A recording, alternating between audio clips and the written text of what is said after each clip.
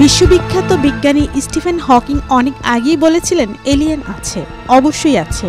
নাসার গবেষকরা ক্যাপলার টেলিস্কোপের সাহায্যে এমন 20টি গ্রহের সন্ধান পেয়েছেন যাদের মধ্যে সম্ভাব্য প্রাণ আছে। The launch of Kepler, most of the planets we knew about were that Kepler was so sensitive that we started finding smaller and smaller planets. নাসার প্রথম সারির বিজ্ঞানী অ্যালেন স্টেফান, বিজ্ঞানী সিলভানো পি কলম্বানো, বিজ্ঞানী থমাস জুরবিকিউক্যান বিভিন্ন সময় বলেছেন এলিয়েনদের থেকে নাসা আর বেশি দূরে নেই, কয়েক বছরের মধ্যেই নাসা এলিয়েনদের কাছে পৌঁছে যাবে। কিন্তু সম্প্রতি নাসার এই বক্তব্যে জল ঢেলে দিয়েছেন এক বিজ্ঞানী। তার চাঞ্চল্যকর মতবাদ নিয়ে ঝড় উঠেছে বিজ্ঞান প্রেমীদের মধ্যে। তিনি দাবি করেছেন মানুষই এলিয়েন বা ভিন গ্রহের জীব। Noted ecologist Dr. Ellis Silver publishes his book, Humans Are Not From Earth. অথচ বিজ্ঞান বলেছিলেন প্রায় 18 লক্ষ বছর আগে আফ্রিকায় সৃষ্টি হয়েছিল প্রথম মানব প্রজাতি Homo erectus. Doctor alien silver বলেন মানুষই ভিন গ্রহের জীব। আমেরিকান প্রখ্যাত ইকোলজিস্ট ডক্টর অ্যালিস সিলভার তিনি তার human are not from earth A scientific evaluation of the evidence বইটিতে রীতিমতো যুক্তি দিয়ে প্রমাণ করতে চেয়েছেন যে মানুষ পৃথিবীর জীব নয়। অন্য জীবদের মতো মানুষের সৃষ্টি এই পৃথিবীতে হয়নি। কয়েক লক্ষ বছর আগে অন্য গ্রহ থেকে মানুষকে পৃথিবীতে ছেড়ে যাওয়া হয়েছিল। ডক্টর সিলভা বলেছেন মানুষের শরীরে থাকা অনেক ত্রুটি বুঝিয়ে দেয় পৃথিবী আমাদের নিজের গ্রহ নয়।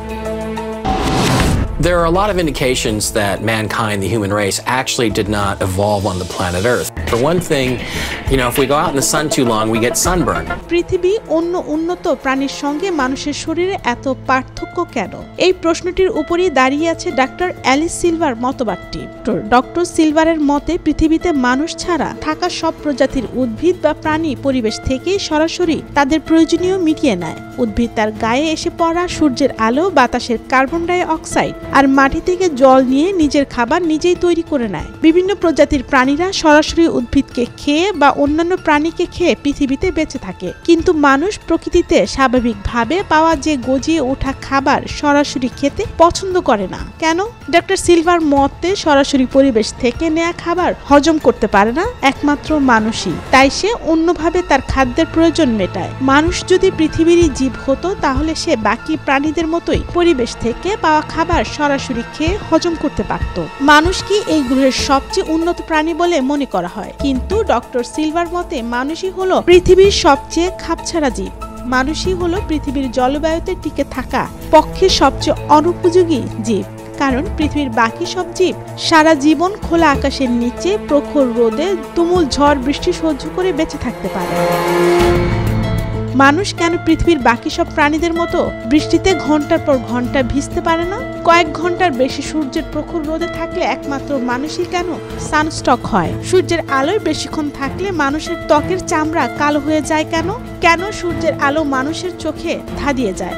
অন্য প্রাণীদের তো তা হয় না। এগুলো কি প্রমাণ করে না সূর্যের রশ্মি মানুষের পক্ষে উপযুক্ত নয় এবং মানুষ থাকতেন কোনো নরম আলো ভরা গ্রহে? মানুষের মধ্যে প্রচুর দীর্ঘস্থায়ী রোগ বা ক্রনিক ডিজিজ দেখা দেয় কেন? ডক্টর সিলভারের মতে ব্যাক পেইন হলো মানুষের অন্যতম দীর্ঘস্থায়ী রোগ। পৃথিবীর বেশিরভাগ মানুষই এই রোগে ভোগেন, কারণ পৃথিবীর মানুষ পৃথিবীতে অন্যান্য প্রাণীর মতো চার পায়ে হাঁটে না, ফলে হাঁটা চলা ও বিভিন্ন কাজে মধ্যাকর্ষণের সাহায্য পায় না। পৃথিবীর বাকি প্রাণীদের কি ঘাড়, পিঠ, কোমর ব্যথা হয়? মানুষের এই ব্যাক পেইন রোগটি কি প্রমাণ করে মানুষের দেহ অন্য কোনো গ্রহের বসবাসের উপযুক্ত হয়ে সৃষ্টি হয়েছিল? যে গ্রহের মধ্যে আকর্ষণ শক্তি ছিল পৃথিবীর তুলনায় অনেক কমজোর। পৃথিবীতে থাকা কিছু দীর্ঘজীবী প্রাণী যেমন আফ্রিকান হাতি, অ্যালডাব্রা ও গ্যালাপাগোস কচ্ছপ, বোহেড তিমি, গ্ল্যাডাস ফ্ল্যামিঙ্গো, গ্রিন উইন, ম্যাকওয়াকদের চোখেও কি 40-এর পরে হাইপারম্যাট্রোপিয়া পড়ে? বয়সের সঙ্গে সঙ্গে তাদের শ্রবণ ক্ষমতাও কি কমে যায়? পৃথিবীর কোনো মানুষই 100% সুস্থ নয় কেন? প্রত্যেকে এক বা একাধিক রোগে ভুগে থাকেন কেন? মানব শিশুর মাথা বড় হওয়ার জন্য নারীদের স্বাভাবিক উপায়ে প্রসব করতে প্রবল যন্ত্রণা ভোগ করতে হয়। প্রসব করতে গিয়ে আজ পর্যন্ত পৃথিবীতে লক্ষ লক্ষ মা ও শিশুর মৃত্যু হয়েছে। মানুষ ছাড়া পৃথিবীর অন্য কোনো প্রজাতির লক্ষ লক্ষ স্ত্রী প্রাণী ও শাবক প্রসবকালে মারা গিয়েছিল কি? মানব শিশু জন্মের পরই পৃথিবীর উন্নত প্রাণীগুলির শাবকদের মতো হাঁটতে শেখে না কেন? মানুষের দেহে 223টি অতিরিক্ত জিন আছে। পৃথিবীর অন্যান্য প্রাণীদের দেহে অতিরিক্ত জিন নেই কেন? মানুষের ঘুম নিয়ে গবেষণা করে গবেষকরা বলেছেন পৃথিবীতে দিন 24 ঘন্টা, কিন্তু আমাদের দেহের আভ্যন্তরীণ ঘড়ি বলছে আমাদের দিন হওয়া উচিত ছিল 25 ঘন্টায়। Their circadian rhythms, their body clocks change from 24-hour days to a 24.9-hour day. It happens to be the exact rotational period of a single day on the planet Mars.